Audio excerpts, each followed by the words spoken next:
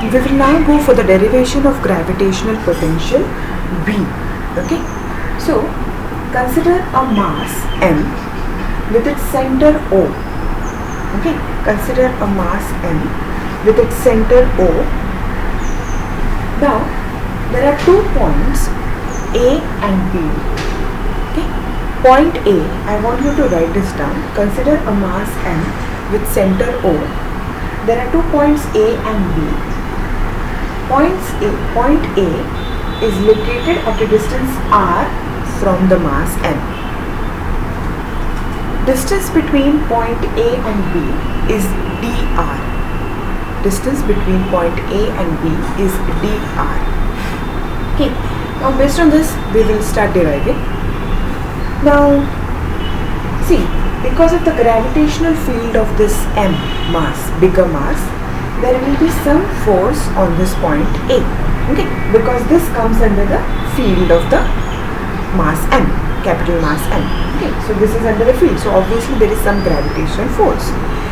In the video for the definitions, we have learned the formula for gravitational field strength. It is Gm by r square.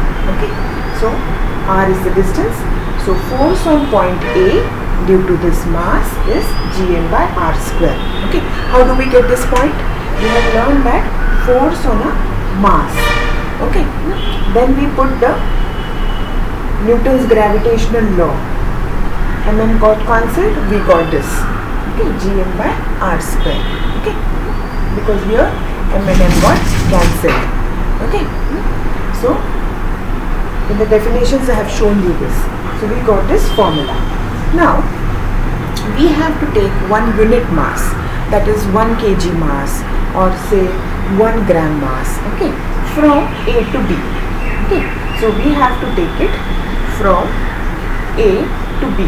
Okay, so how much work will be done? Now we know, so it's a small distance, so we write dw. Dw is for smaller distance, that is delta W. Okay, so dw is equal to force needed into displacement, because work is force into displacement. But what is the displacement? dr.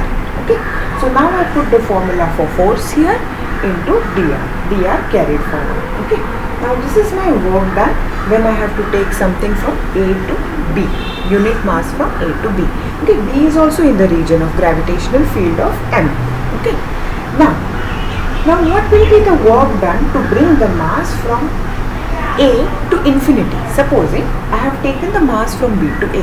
Now I want this mass to go from A to infinity, some far off place. Okay, so it will be W. Now we integrate it. Okay, so little work will be done, and integration is the collection, the summation of those work till we take the mass from A to infinity. So what will be the distance? It is from r, that is the distance from this mass to infinity. So integrating from r to infinity. Children, I don't expect you to remember all these rules of integration as of now, because I'm not aware how much integration part you have done in maths. Okay, so right now I'm just making you understand it logically. So integrating it, that is summation of its distance from r to infinity. Okay, summation of all the work done, little till it goes to infinity. Okay, dw is little work done from A to B. Sorry, yeah. Now, so Gm dr by r square. Okay, the work done, this is same as f dr, Gm dr by r square. Now when we integrate it, we will get this Gm by r. Okay, according to the integration rules, we get Gm by r. Now this is a positive number. It's a positive number because we are taking something away from the mass.